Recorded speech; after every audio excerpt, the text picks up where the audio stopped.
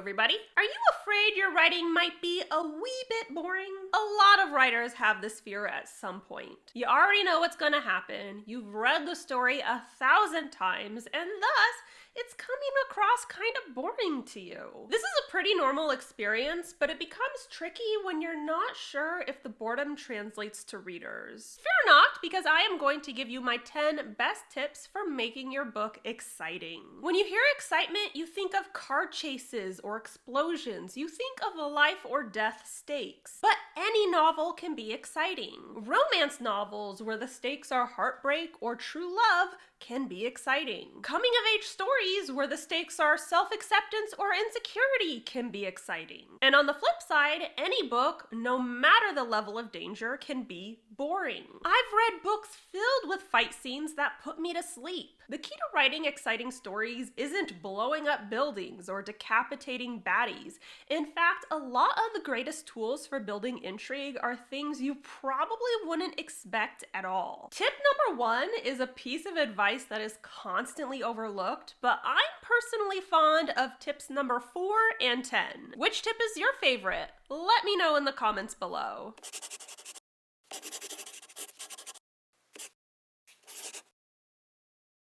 Before we get started, friendly reminder, the Savior's Champion and the Savior's Sister are on sale right now for 50% off. If you like dark fantasy with tons of swoon-worthy romance, and it's healthy romance, but it's also forbidden romance, and you like bloodshed and excitement and craziness and magic, this is the series for you. And best of all, you can get the first 2 books in the series right now for half price. This sale is available on Amazon, it's available internationally, but it's only going down for a short while longer, so get on it right now, it's linked below. Don't forget to subscribe to my channel, I post new videos on Wednesdays, and if you want to be alerted as soon as I upload, ring that bell. And now I am breaking down my 10 best tips for making your writing exciting and thrilling and leaving your readers on the edge of their seats. This video was requested by one of my patrons over on Patreon, Captain Ravioli. Like so many writers, Captain Ravioli wanted to make sure that their writing was exciting, that it didn't suffer from sagging middle syndrome or leave their readers bored. I'm here to help. Plus, who doesn't love a good ravioli? I know I do. Let's get into it. Number 1, emotional investment.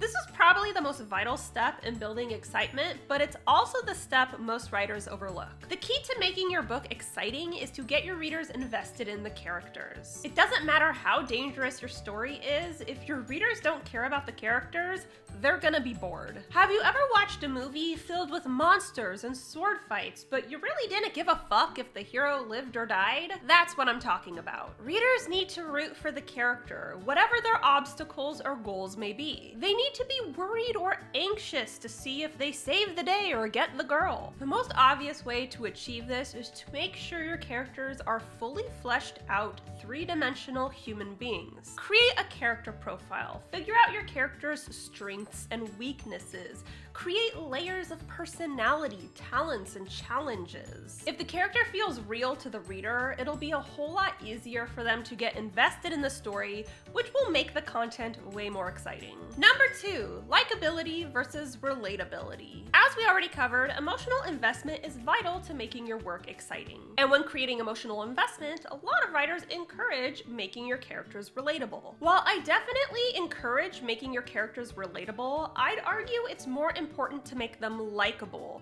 or at least a blend of the two. Note I said likable, not perfect. In fact, perfection is not likable. It's phony and unrealistic.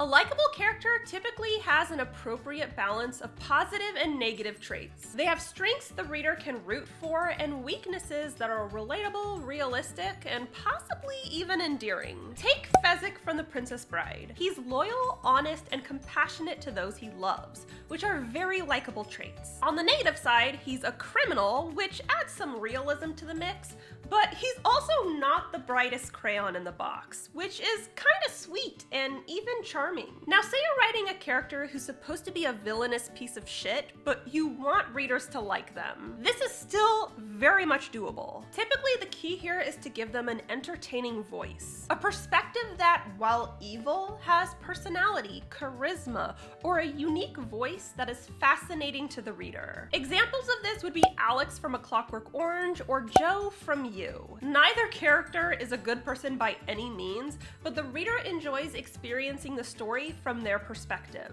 Number 3, disadvantages. If you want your story to be exciting, 9 times out of 10, the main character needs to have some kind of disadvantage. This is particularly true for high-stakes novels involving action or adventure. Your MC should not be powerful, all-knowing, or immortal. They need to be fallible in some way. This could be the fact that they've been out of the game for 20 years and are deep in retirement. It could be that they're entering a life or death tournament with 0 fighting experience. The reason disadvantages are important is because it makes the stakes seem that much greater. Usually in adventure novels, the hero beats the bad guy and saves the day. But you still want readers wondering how they're gonna get there. If they're the strongest character in the book, it's obvious how they're gonna get there. They're gonna throw around their strength, kill a bunch of baddies, and be done with it. Instead, a main character at a disadvantage is going to have to work harder, smarter, and use creative tactics in order to save the day.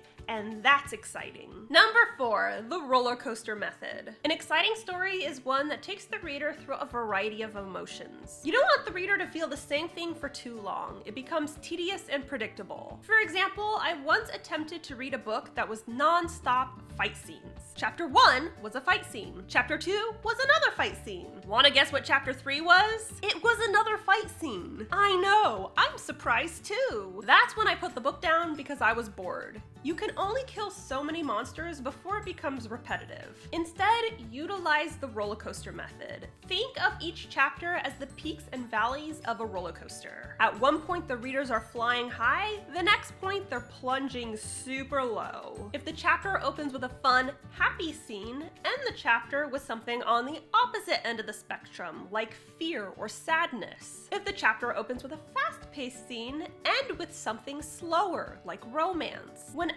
I outline my chapters, I try to make sure that each chapter opens with a completely different emotion than how it ends. This will keep your readers on the edge of their seats. It'll add variety to your story, and that, in turn, will create excitement. Number 5, get inside your body. If your character is experiencing something exciting, whether that's a gunfight or a romp in the hay, they're gonna be going through all kinds of stuff all up in their body. Describe it. Shortness of breath, heart racing, lungs heaving, thoughts swirling, dry throat, heart hammering. These are all bodily responses typically associated with moments of panic, danger, arousal, and other emotions that are often linked to excitement. Describing these feelings will allow the reader to experience the moment through the character. You want the reader to feel transported, like they're going through the motions alongside the MC. Taking a moment to describe these physical sensations is a great way to create a visceral reaction. Number 6.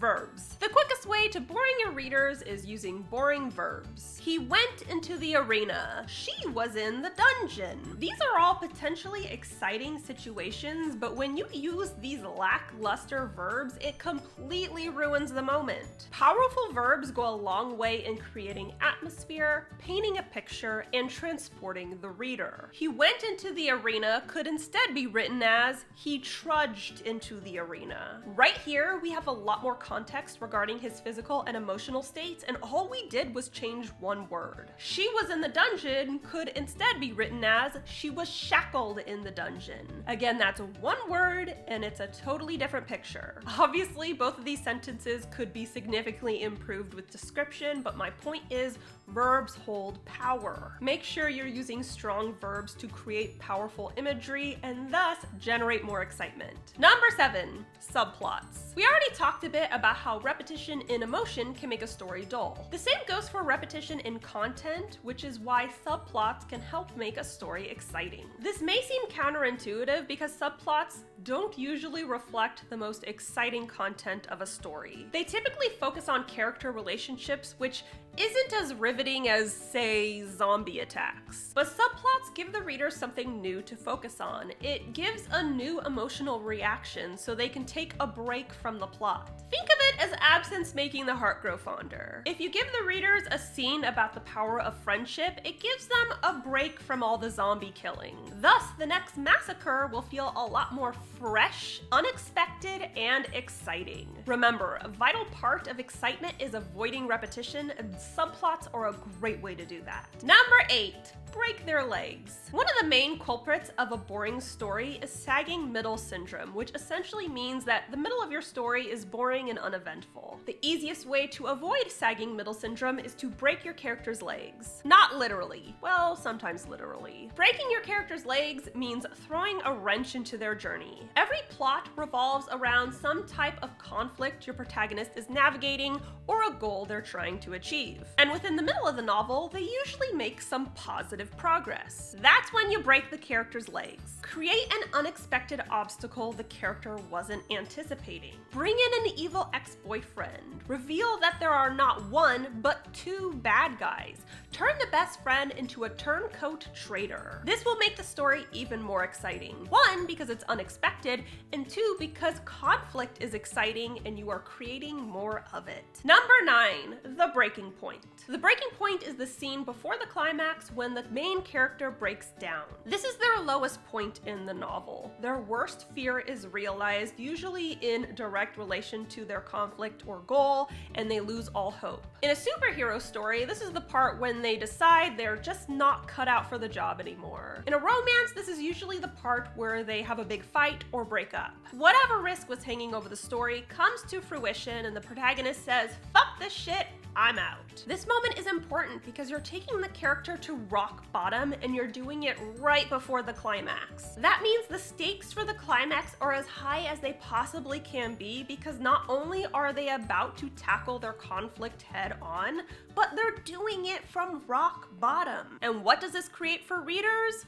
More excitement. The more cumbersome the obstacle, the more rewarding the victory. The breaking point makes the obstacle as difficult as it can possibly be, and that's exactly what you want. And number 10, the almost fail. When your main character reaches the climax, they need to almost fail. I'm telling you, this is a must. Do it. If your leading lady is running to tell her girlfriend she's in love with her, she needs to miss the train. If your hero is battling the final boss, he needs to almost die. The reason for this is simple. It's not exciting if the victory comes easily. If you reach the climax and the leading character saves the day without breaking a sweat, your readers will feel cheated. They read this whole book only for everything to be solved so easily, just like that? What the fuck? Kick them while they're down. Get them this close to losing it all. Then you can write them wrangling the last of their strength and pushing forward to save the day,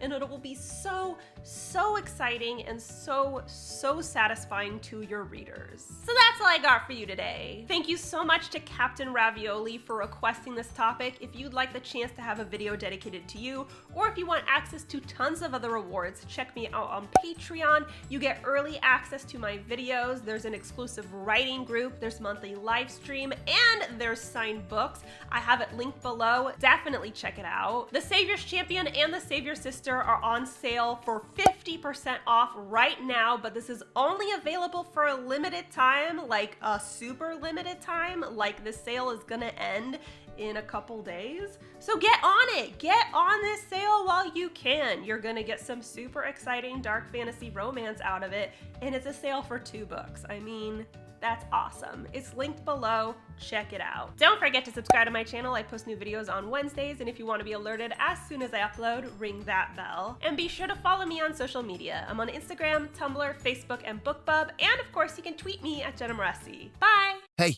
everyone, I'm Flynn. I fucking love myself.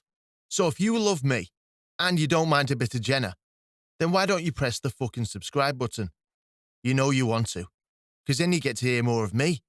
Anyways, press that button, ding the bell, and we'll have a great fucking time.